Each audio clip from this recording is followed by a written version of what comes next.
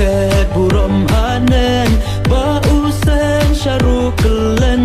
ulawan ban sha jing tim ya ka pur thai ban pen tim ale me ba pha briu e bat mi snow ba to shong ne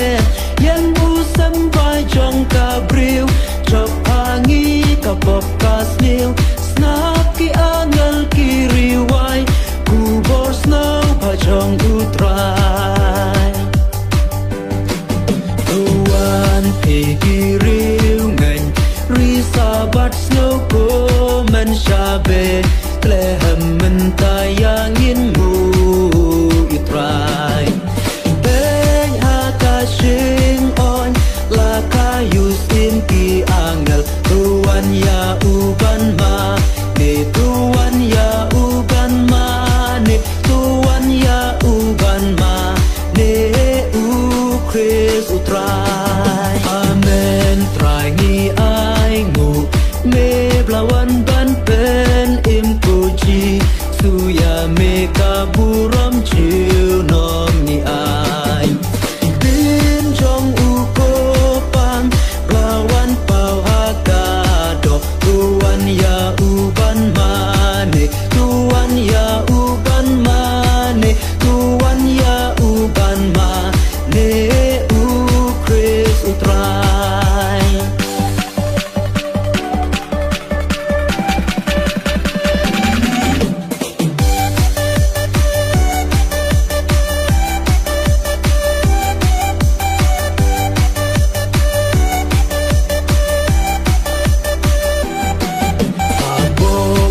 shing oi pa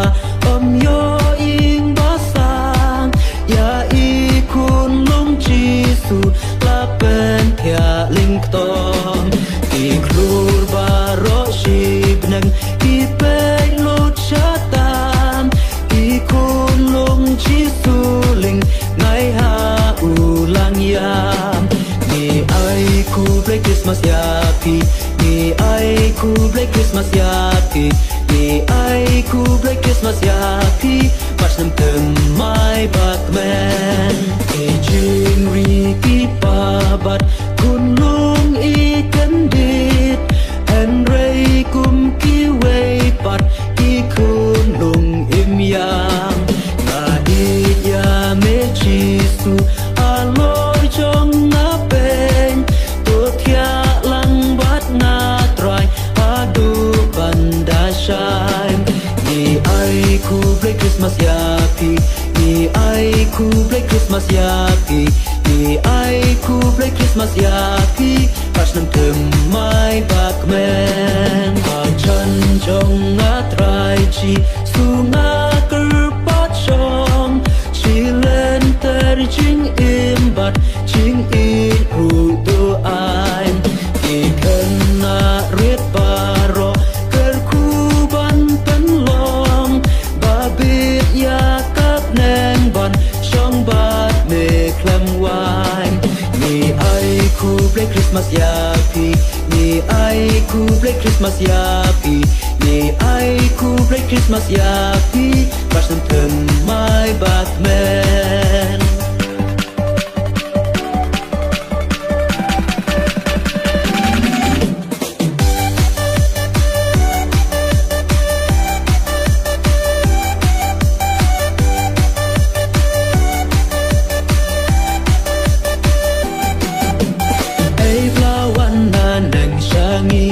Jesus Christ nong pen im blawan kan na duk paplin Jesus Christ nong pen im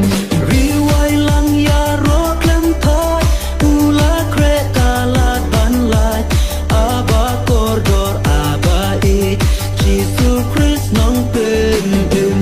riwai lang ya ro klem thai ula kre kalat ban lai